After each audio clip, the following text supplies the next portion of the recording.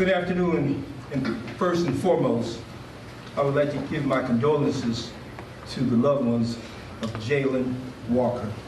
I know this young man was well loved and respected, and the weight of his loss is being felt across our city. Some years ago, when I decided to get involved in public service, public life, I had served as president of the Akron branch of the NAACP, and I decided I would run for office. One of my concerns was the Akron Police Department, some issues that they've had. One of the problems was like taking complaints and how they were handled. So as my time from leaving the NAACP presidency and then moving to the city of Akron, eventually becoming the council president, and now I'm senior advisor to the mayor, I have worked on a number of issues to try to strengthen the relationship between the police and the community. One was, first of all, hiring an outside independent police auditor, which we have in place, Mr. Phil Young. The auditor is supposed to look at trends in the police department. He looks at where we need to do training.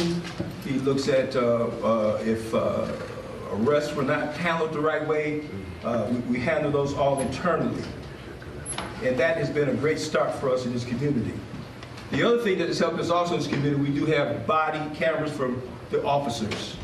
And the fact that we have that, that's why we're here today, we'll be able to look at the footage.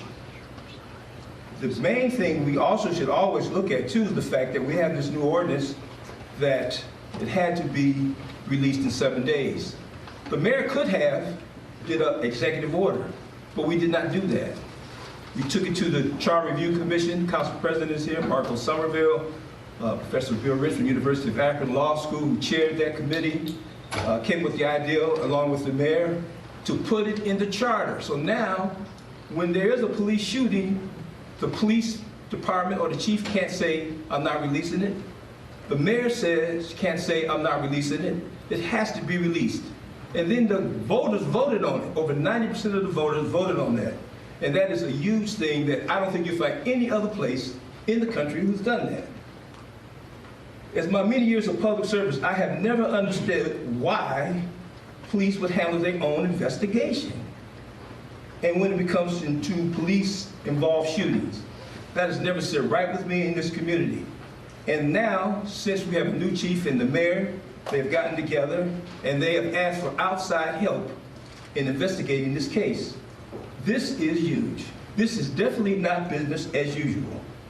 This move for this investigation to have an outside entity ensures that it'll be the fairest, most unbiased review of the facts, and that's the right decision at the right time. We also have with us today some of our residents who are here, some of the members of the faith-based community, some citizens who've been involved in the community here for this press conference, and we appreciate them being here too. Having this footage released today is a good step in the right direction. Make no mistake, what you will see in this footage is extremely upsetting. From here, we need to look at our process to get us to the next steps. An independent investigation at the state level will further that process. I know there's anger that when people see this video, it will cause them become sickened as I was. I have a son, could have been my son. And quite frankly, our community has a right to voice their concerns and to protest. And we would ask them to do that. But what we would ask them to do, as the family has asked them to do, it's okay to protest, but we would also ask them to do it in a peaceful manner. We have asked for this type of transparency. Now we're getting into the investigation that we want. We have to be patient and allow the investigation to run its course.